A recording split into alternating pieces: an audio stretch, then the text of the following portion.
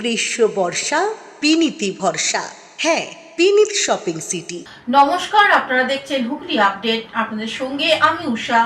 আসছে খবরে, বাঁশবেড়িয়া যুবক লক্ষণ চৌধুরীর খুনের মূল অভিযুক্ত গ্রেপ্তারের দাবিতে পোস্টার। হুগলির বাঁশবেড়িয়া ত্রিবেণীর বিভিন্ন এলাকায় নাগরিক মঞ্চের পক্ষ থেকে বিভিন্ন রকমের পোস্টার লাগানো হয়েছে।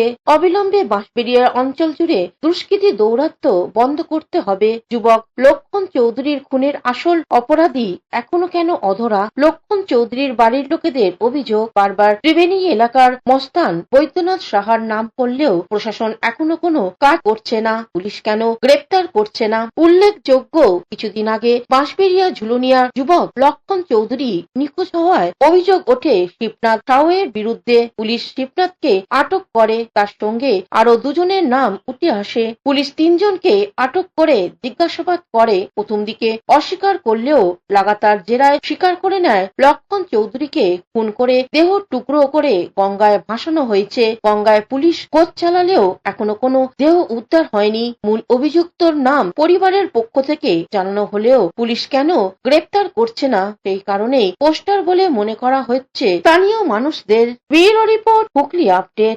পুজোর সময় বাড়ি যেতে না পারায় উত্তরপাড়ার নেশামুক্তি কেন্দ্রে কর্ণধারকে খুন করল 2 জন আবাসিক।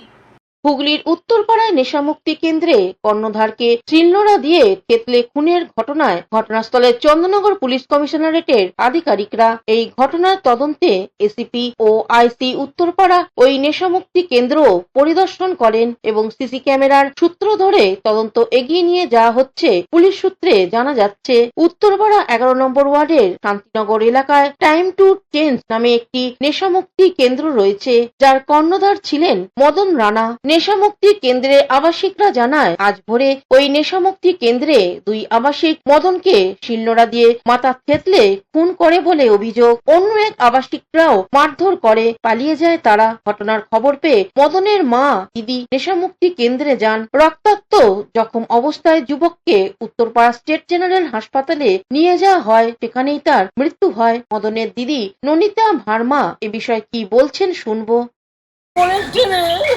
কি করে হলো দিদি এই ঘটনা? আমি ঠিক বলতে পারি না। আমি কর্ণগরে থাকি। বসো বসো বসো বসো একটু বসো। এখন দেখতে পাবে না। আমি ঢুকে দেখলাম